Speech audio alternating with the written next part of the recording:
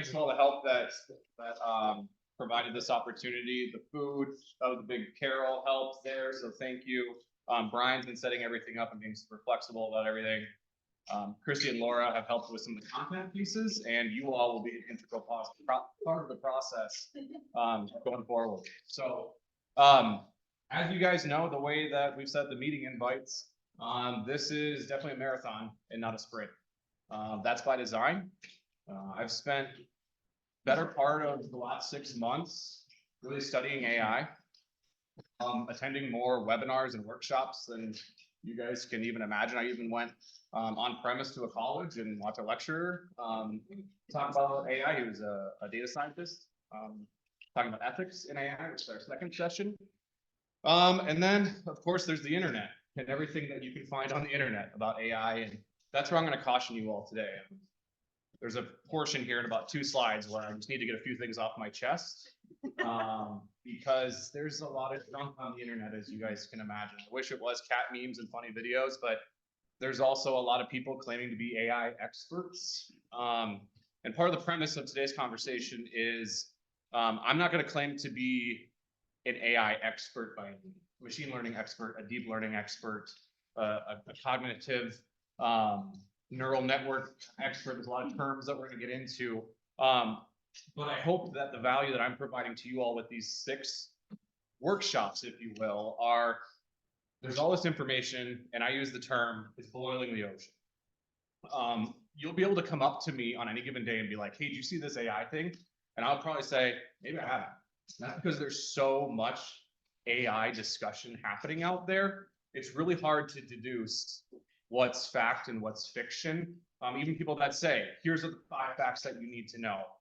That will be quickly and swiftly opposed by the next expert. So I say that in what I'm trying to do today is create some bumpers and some guidelines with all these presentations to say, consider this. This is what we know right now. And here's what we kind of know. And you will be able to go pull up an article and they may speak about it differently. And that's okay. But this is how we're going to sort of shape the conversation. So then furthermore, we can talk to new staff about how we approach it and ultimately talk to clients about how we do it. So I don't have a hard rule of like, put down your phones, put down your computers, but I'm really hoping that you guys, invest this time into me and your peers, because a large part of this is just hearing your guys' interpretations of it. And I hope it's like kind of a respect thing that it's taken a lot of time to put this together. And I hope that you guys really bite into it and have questions and great discussion and do a number of other things. So this is kind of the roadmap. I'll tell you today, it's going to start with a slow burn. Today I'm not going to tell you how to use AlphaCode, tell you how to use Sora, tell you how to use ChatGPT, tell you how to use Copilot, any of these tools. They're all out there. We're going to get into that. I know that's what everyone's excited to do, but we can't start there. Because I've gone to some of these presentations, I've seen other agencies, I've heard from people that went to Trend Digital and heard competitors, and they can't really explain why they're doing the things that they're doing. And that starts with philosophy. After philosophy, we need to understand how we're going to do it, which is the ethics portion. And so it is going to be a little bit of a slow burn. And I hope that you stick with me on it. You come back to the next session and the 3rd session and the 4th session, because by the time we get to probably session 5, that's when we're figuring out marketing technology stacks, MarTech stacks. That's when you guys are going to be equipped with all of the tools to be able to do it, because you're comfortable using the tools and you're comfortable talking about the tools and you're comfortable presenting that to clients and the rest of your discipline. So bear with me today. This gets a little bit meta, if you will. It gets kind of existential. I mean, who's taking a philosophy class? Because through college or whatever. Half the room, most of those people are USD people. Ours learn about farm animals, and you guys have philosophy. So that says something about one of these institutions. Okay, so philosophy, if you guys can remember some of those things, it's theory, it's why, it's digging deeper on the why and why you're whying the why. It's that type of thing. So bear with me as we get into this today. Let me get a few things off my chest about AI. what have you guys heard about it? It's gonna take our jobs. It's gonna take your jobs. It's gonna change the world. It's gonna change the world. Deep fakes. Deep fakes. Yeah. End of the human race. End of the human. Wow, this is getting dark. It's greater, it'll make a greater change than what social media has done for media and information. I love that. I love that. Okay. What's that? Say what I heard. Copywriters. We are people too. Absolutely. That's great. A little straw poll there is about 50% of those are accurate. Probably less than that. Honestly, most of it was the world ending, but there's a lot of myths out there. Let me get the few things off my chest that I have found to be myths through the research and me creating deep fake videos I have to try and test some of this. There's a lot of fear out there, and I think you're going to hear more as you research this. You're going to see more about what not to do with AI than probably what you should do with AI, and that's because a lot of people are scared about it. It's not a perfect metaphor, but you know, it's the same with cryptocurrency. It's the same with NFTs. It's the same thing with any bleeding edge technology. It's like, whoa, whoa, whoa, don't go all in, right? We don't know. We don't know. There's always going to be that component of it.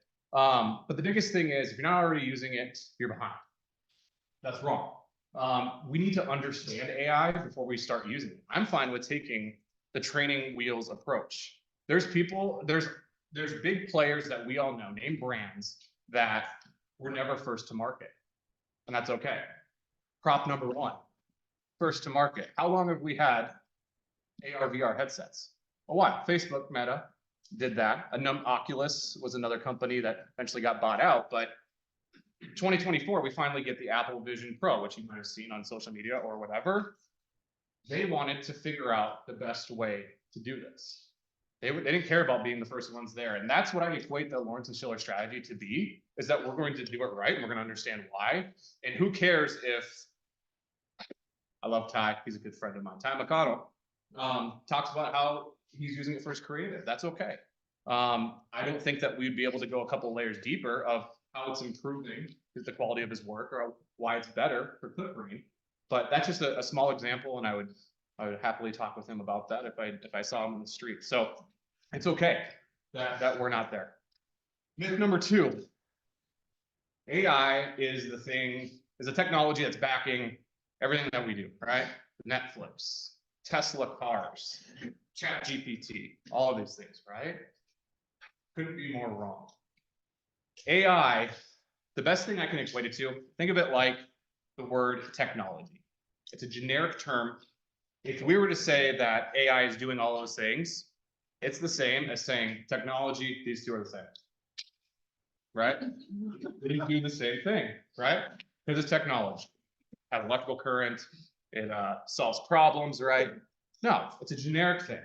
What we will probably focus most on with Lawrence Schiller is narrow AI. And furthermore, when we get into the different sections, we're eventually going to get into opportunities with generative AI.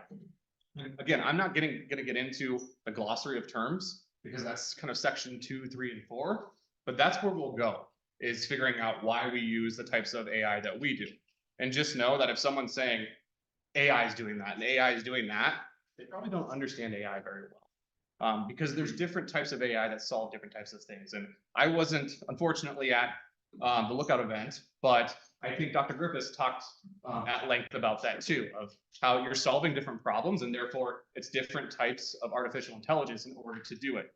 There's machine learning, there's deep learning, there's this whole hierarchy of terms that build this construct of technology, right? So using AI as a blanket term is probably a no-no, just so you know.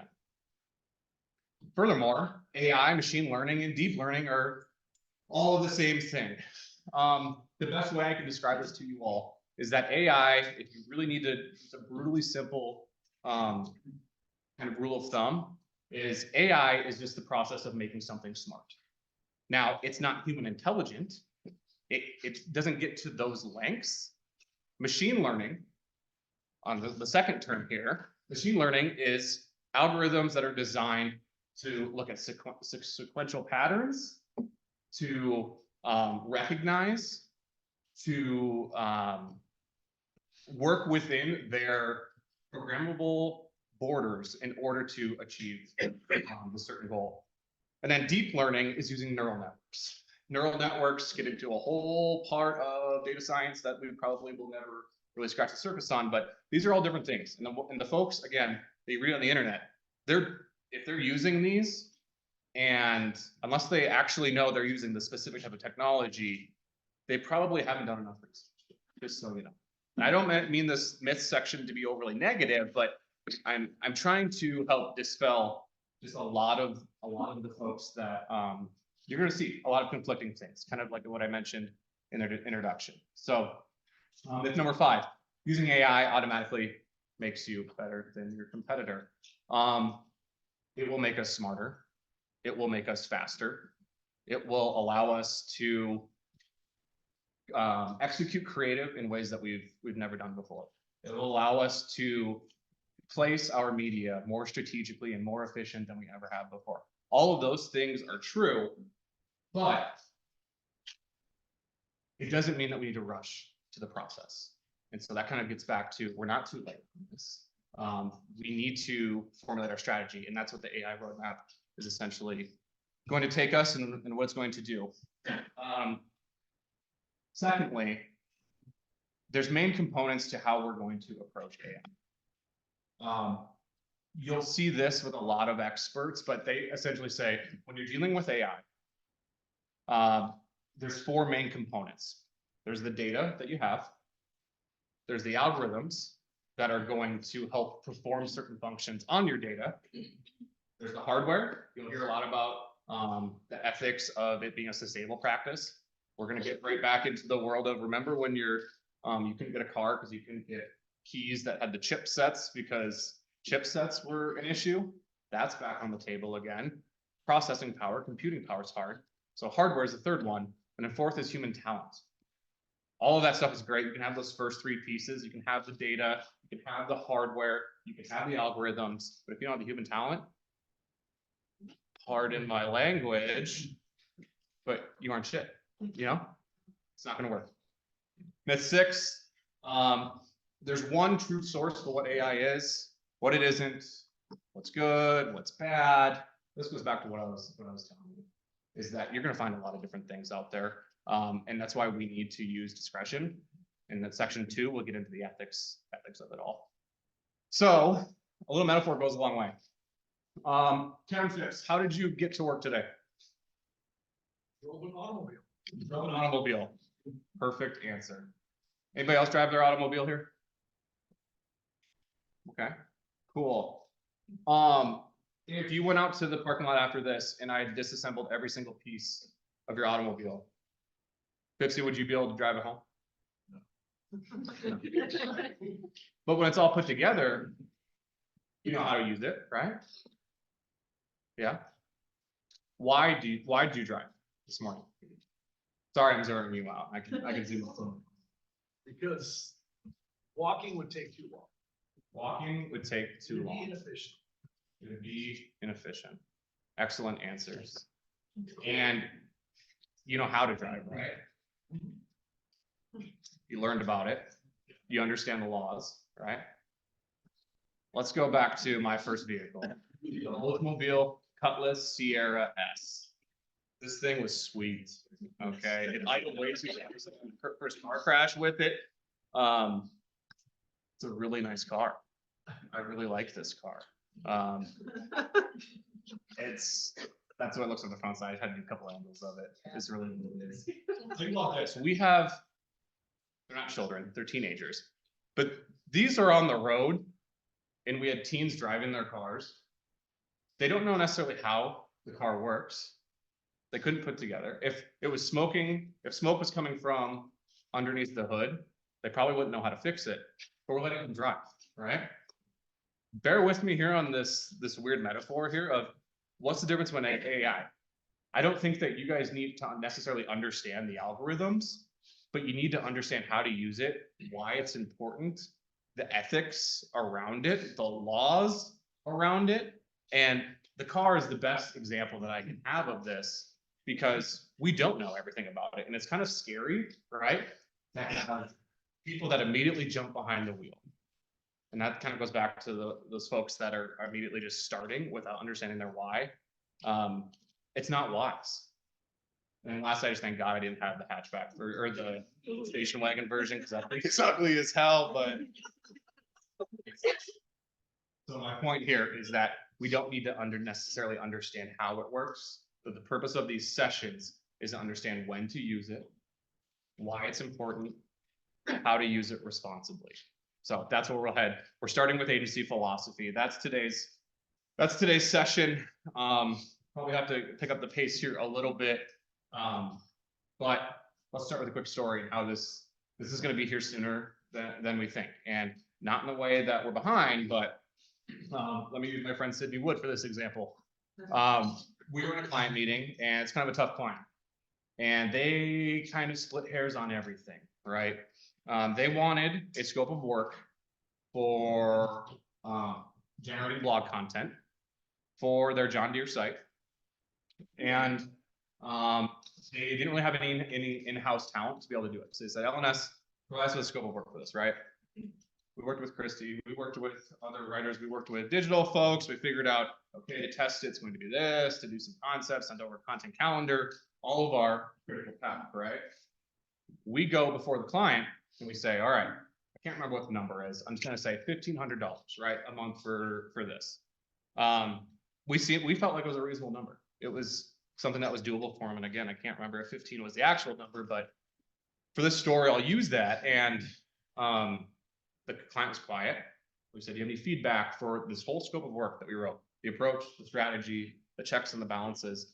And his feedback was, now, is this your AI number or is this your LNS number? And Sydney and I looked at each other and we're like, what does that mean? Because on one hand, right, I think there's two sides to this. On one hand, he's asking 1,500. Oh, that seems high, right? If they're using ChatGPT, if they're using Scribe.ai, if they're using any of these other tools, that should be way less, right? Or is he asking, is this for a dedicated writer to come up with concepts, come up with ideas and revisions? And if so, I really like this number, right? I mean, we can't read this guy at all. He's not great body language most of the time. And it kind of puts you in this precarious spot. That's why philosophy matters, of like, what would we feel comfortable saying? What is the right answer there? And to be honest, I probably fumbled through it and I didn't have a good answer. And that's why we have these sessions, because how would you guys answer that? Honestly, think of if we have a campaign production number and they ask, is this your AI number? Or is this your LNS number? What? How do we approach this? It's really difficult. So much like some of the answers that I heard from you guys, a lot of quotes out there. So I'm going to quickly skim through this, but in today's world, artificial intelligence is automating all of those routine tasks. It's changing industries. Many workers are fearing that's going to replace jobs, and people are going to be out of their roles. Many people say that we need workers with expertise in technical fields, like computer science, or we need to employ a whole fleet of cars in order to do our marketing work, right? Well, myth number 7, this is the last myth if you're actually taking notes on it, we're going to take a little bit different approach to that. We're going to stop with some of the fear mongering. We're going to take a little bit of a different approach. We're going to understand that there are big monumental changes happening in our industry and across the world, quite honestly, but we are going to approach it with philosophy. We're going to approach it with understanding why we're doing this, and everyone is dealing with this. Some of the experts that I found that do a really nice job, you'll see a couple of videos from this throughout. And there's an IBM, of course, they're the ones that help with Watson. If you guys are familiar, Watson does a variety of things, but they were also at the advent of supercomputers. They were the ones that have essentially tested the time of technology, and they've seen a lot of shit happen technologically. And so I really do trust some of the content that they put out. So they're just going to really at a high level kind of set the table for the discussion. I saw a stat recently that surprised me and also didn't really surprise me at all. And that is that 44% of IT professionals already use AI in their programming. and another 34% are experimenting with it. Well, okay, yeah, IT professionals, sure. But what about non-techie folks? It's going to be a while before everybody will start using AI, right? Well, you might be surprised. After all, I can just look at my own family. Now, my mum, her favorite generative AI chatbot goes by the name of Tim, and she chats to it about recipe ideas. Tim, he came up with a mean baked enchilada recipe, I can tell you. Now, the bigger point we're making here is when we ask this type of question is, when has the technology reached a ubiquity that means even those less likely to be at the leading edge of adoption will view it as an important tool? So let's start with some perspective. And history is a great wide-angle lens. Maybe it helps to look at some technologies of the past and their span from invention to adoption to being every place and particularly critical in the workplace. And I've chosen this list because of all of these things are still used daily in many workplaces. Right, so let's begin. And we'll start with the car. Now, that was invented in 1886. It was the Benz patent motor car and was popular by the 1920s or 30s. So that's an adoption cycle of around 45 years. All right, what's next? The digital computer. That was invented in 1937. Wide adoption in the office by the 1980s. So we can say 53 years. The first email, that was sent in 1971 by Ray Tomlinson. He doesn't actually remember what it said. It was something like QWERTY UOP, the top row of the keys on a keyboard. But wider adoption was in the 80s or 90s, so we can say there the adoption cycle was something like 20 years.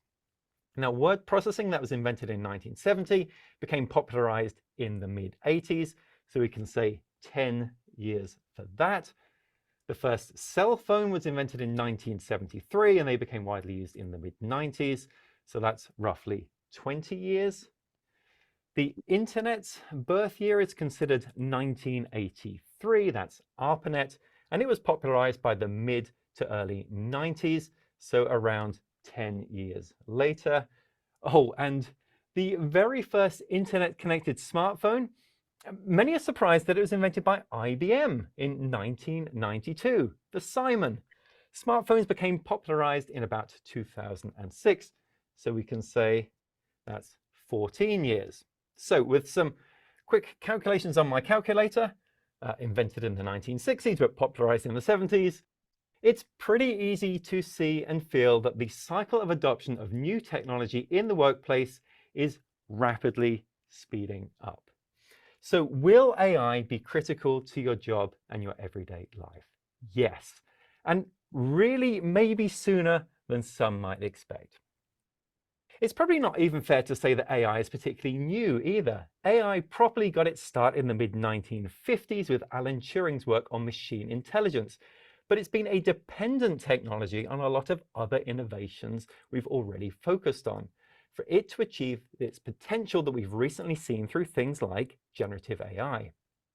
But the point for you to remember is that all of these technologies, they started in a smaller technology tribe before its common use in work. So AI will likely be prolific in work in a very similar way. Now, while a majority of programmers here are already writing code today with AI, just like computers and word processing and smartphones, will be considered essential to your everyday work productivity. Now, there are primarily three things that speed up the technology adoption curves. Let's have a think about what some of those are. And one of those is the ease of access to that technology. So that's number one. Now, do we need a special device? That's one of the considerations. Do others also have to have the device for it to provide value?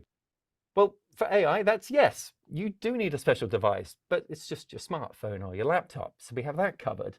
But there's also the ease of access to data. Our workplaces will have to make sure that AI models ingest quality data to get the output within the right parameters. So access to devices, easy.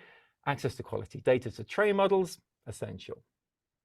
Another thing that speeds the curve is ease of use. Now, we have to consider things like, does the user know how to access the technology and do they know how to use it? Do people need to be trained to use it? Now, as we've seen with my mum, we've seen the barrier of use dramatically decrease as more people engage with large language models through chatbots. But there will be field-based training for AI to be used as a tool in education, in healthcare, in field research, as the AI models and data that enable the best work in these fields will be different. And it will be important for us to understand the basics of how AI works so we can prompt it in ways that maximize value of its output. All right, so that's the first two. What is the third important technology adoption curve? Well, I think we can consider that one as precision. Does it need a certain tool to work? Does it do the job well? Look, calculators. Calculators would not be very popular if they hallucinated the wrong answer 20% of the time. And this is where AI has grown substantially recently, but hallucinations with large language models do remain an ongoing area of focus. But the good news is that as we engage more with these AI models, it helps to train it. So we can all play a role in making AI better just by working with it. Now, AI is already used substantially for customer service, for human resources, and for managing candidate hires, and for lots of other important work tasks. And it's coming to a workplace near you. So what can you do to learn and get better? Well, I would offer 3 points. Number one is don't be afraid. Get started. At the start of each one of these technology curves here, we've talked about there were doubters and there were slow adopters. Horseless carriages, they'll never catch on. Number two, play. As with learning any tool or technology, it helps to try it when you're not under work pressure and when you have time to make mistakes. It's also a huge amount of fun, and as we've already established, potentially quite tasty as well. And then number three, consider more structured learning. And the good news here is that we have an option for you to consider today, designed for new explorers who want to build their skills on AI. Just go to skillsbuild.org. There are no costs, and it's there to help people learn about AI. So get yourself ready for the workplace of the future, a workplace where if it's not already essential, AI will soon be commonplace. Oh, and just one more invention. The electric elevator was invented in 1880, and that was widely adopted 20 years later.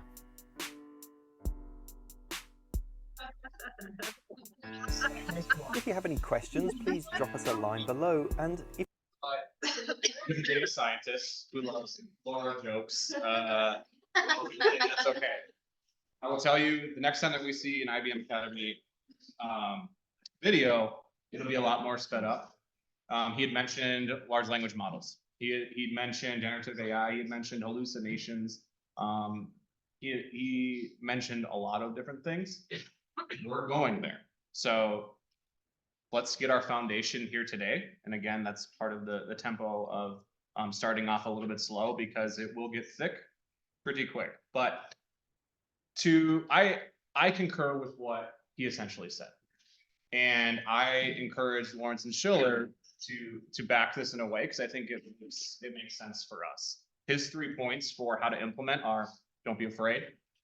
I equate that to curiosity and courage. If we're going to make some marketing speak around it, those have always been fundamental traits of LNS, and we're just going to adopt the AI components along with that. But that's for everything. That's across all business units. That's the processes. That's the products.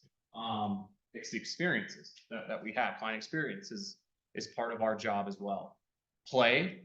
I like his example of possibly doing your own kind of play when you're not under work pressure and when you're not trying to hit a deadline or make it work, because that's not the right way of going about that. And so, we are big on learning and development. We are big on function forums and learning and growths and things like that. We need to celebrate that. And we need to continue to do that because exploration is a critical part of our job and it's on everyone's job description. We have complex problems. We solve a lot of different things. I remember for a while, we positioned ourselves of saying, we solved the business problems of our clients, not just the marketing and the advertising problems. And that probably still rings true today. But that's why we must play in order to see how far this really overarches. And lastly, structured learning. And that's where I come in. We're going to help deploy that in a way. But we're always, and I can't stress this enough, and we'll get into it in ethics, but the thoughts are ours. The creativity is ours. The ideas are ours. And that's why we hired the folks in this room. It doesn't matter if they gave us if Lawrence Schiller gave us a protractor and a calculator, we'd be damn good marketers. But now we have AI. And so we're going to be even better marketers because of it. So that's kind of my rallying cry here. But our formal position on it, and we'll have a philosophy statement at the end, is LNS doesn't use AI to say we use AI. Laura unfortunately roped me into talking about AI with college kids in 2 weeks out at USD. And I'm going to say the same thing, that they are worried that they're missing out, and they want to say, how does LNS use AI? How do they use AI? And I'm going to tell them honestly that, you know what? We have identified use cases where this is going to be an incredible opportunity for us. But when we do that, we're using AI to solve blank. Now, blank can be a lot of things. These are all made up in my mind. These are not real use cases. These are not real user journeys, user personas, or whatever. But this can touch everyone across the business. The obvious stuff is writers. Alicia mentioned it. They're people too. They have feelings. We must love them. Celebrate them as well. We've seen, ChatGPT. That's probably the most accessible generative AI platform in the present day. And that's why everyone thinks AI equals ChatGPT, right? You now know that's incorrect, but it's because it's doing some pretty powerful things in the world of AI. And so if Matt were to struggle with constantly finding new ways to revise and differentiate and respond to angry Taco John's customers of old. I'm looking at Carly as we do this because we had to do a lot of brand management at points in the LNS's history. There's ways that he can leverage AI to say, here's our brand voice. Here's the situation. Here's what the person's mad at. How can we iterate and not sound like a robot is responding, and we're making that customer feel valued, and it's protecting the brand. That can be hard when you're writing over and over and over again and not sound like you have a canned response each and every time. It may help Sarah do a lot of different things. And these aren't all-inclusive scenarios. I don't necessarily know the pains and struggles that Sarah goes through. So many. So many. So many. But she wears a smile on her face, and we're going to give her, a whole toolbox of different applications that are going to help her. So think of an account service person that has to inevitably take meetings solo.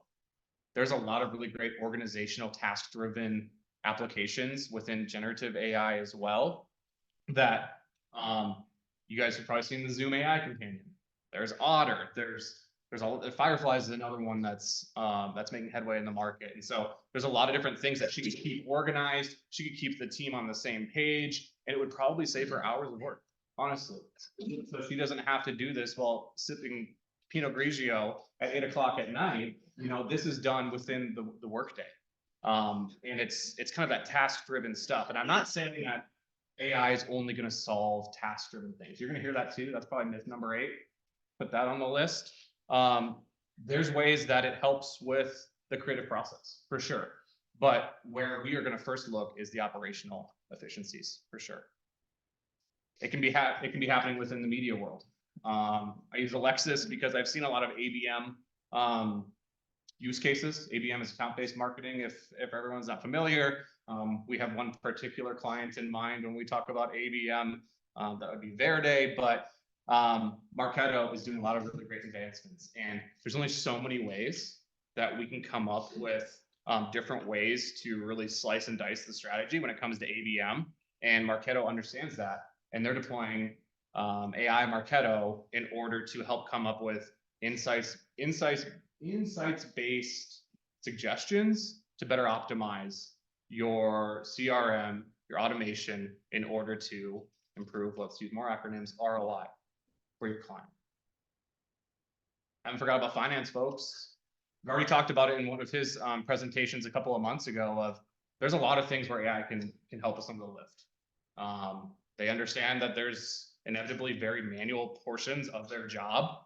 And lo and behold, we're going to start with the properties that we currently invest in. We have a marketing technology stack of all the different things that we use here at LNS. NetSuite would be in that.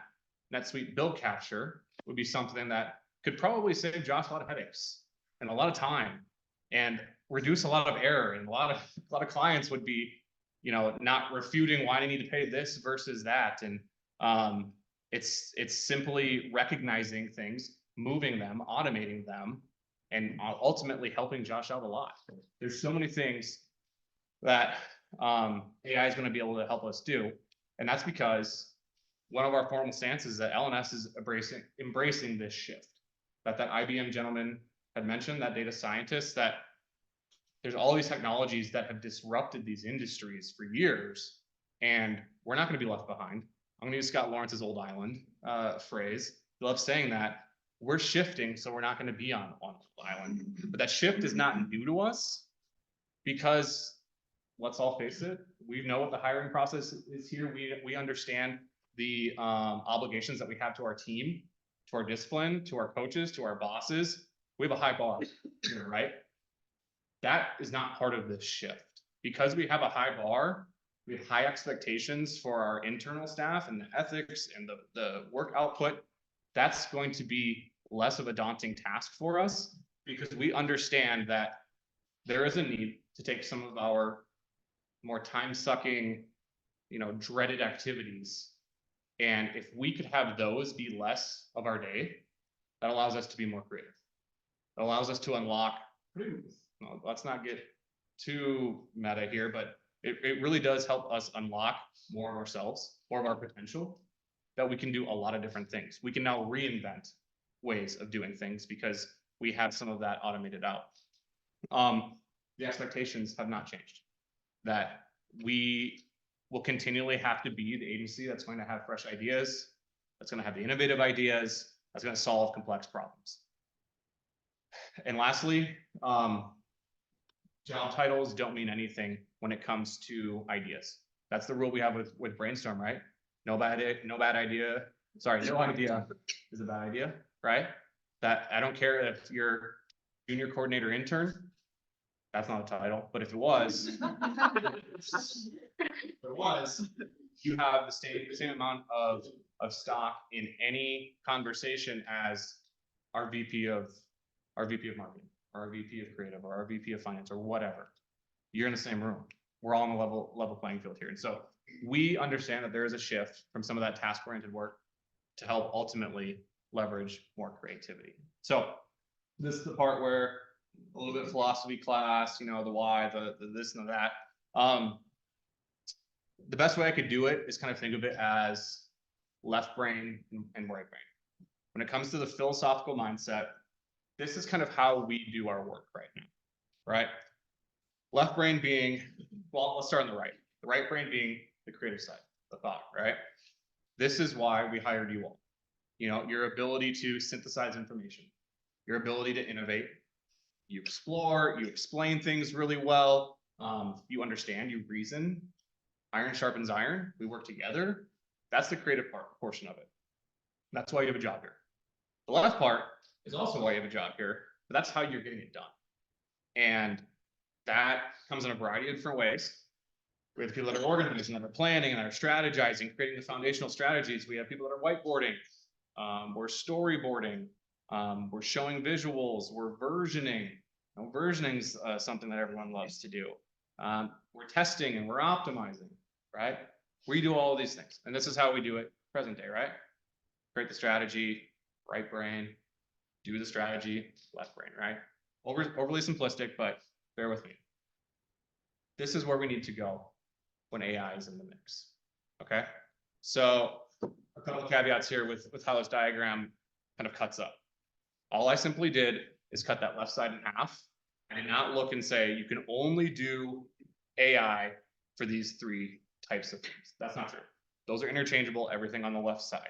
But what I'm trying to depict here is that we still have to do all of those things, but there's certain opportunities where AI is going to help us be better, faster, more cost efficient, more creative, and a number of other things.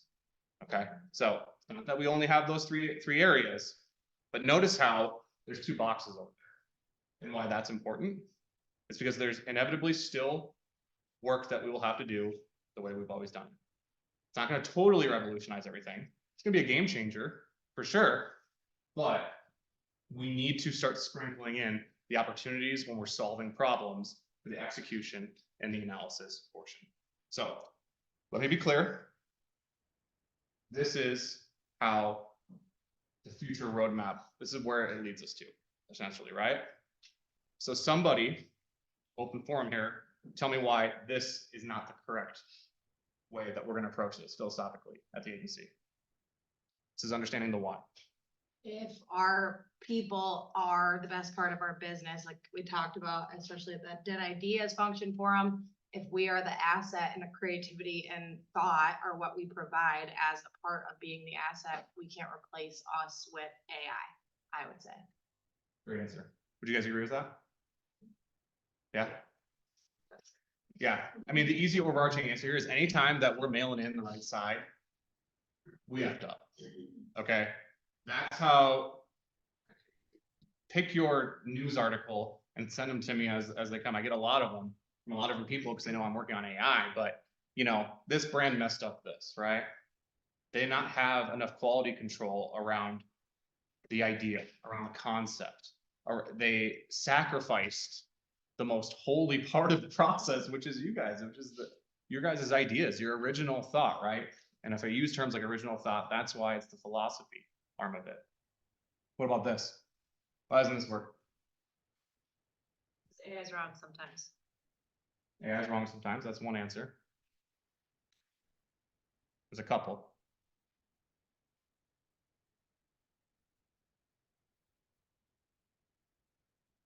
Anyone? I just don't think that everything left side can be accomplished with AI, and there is like some human component that needs to be considered. Like we have a critical, and yeah, maybe you could give the Chat GPT or whatever a critical path and be like follow it and make a timeline or something. But there are nuances, there are, you know, human problems that we also solve with the left side of our brain. That's how you end up with 6 fingers on models, right? That's how you end up with, we can go down any number of AI flops that have happened. This is a real big quality control problem right here. And I know it's easy to say like, okay, yeah, no, just check your work before you hand it in, right? It's different. I was just having a discussion this morning with Christy and Laura talking about what if some of the platforms that we use have a single button that says optimize your campaign with AI. That's all you know. You can click that button. Yeah. What are you gonna do? How do you tell your clients about it? How do you tell your clients about it? Yeah. Now, I don't have a clear-cut answer for that sitting here today. I really don't. That is a highly ethical problem, you know. But there's a lot of opportunities where we're like, you know what, we need to be fast, we need to mean on this, we need to, you know, need to get it out the door to save ourselves some embarrassment. I put this slide up here that we're not going to fully automate and outsource the creative process. You know, think about versioning things sucks. You know, creating iterations sucks. Production is not the most fun part of it. But you know what? We signed up for both the brainstorm and the conceptualizing and that fun stuff, as well as making it happen and optimizing it and making it better.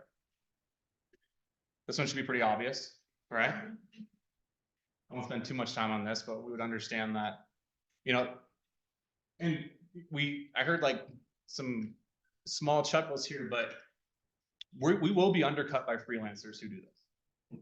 Let's be clear. We will be undercut by, man, LNS price is $5,000. Oh, I can go down the street and they're quoting me $500, you know? But is that new to us? Do we understand that we're not the budget or the value, brand option. We're not the generic version of this or that. And that's why we're having this philosophy. That's why I'm starting with philosophy is sure, this bad picture of a brain and the boxes are one thing, but understand what I'm trying to tell you here is deep in our minds, this is like, what do we believe? What do we believe to be okay? And to be honest, I know that this is going to happen and we need to be okay with that. And we need to be able to eloquently tell our clients like, hey, we don't do, we don't do this. We don't do this and why we don't do that. We need to be able to understand why. Well, this one's interesting.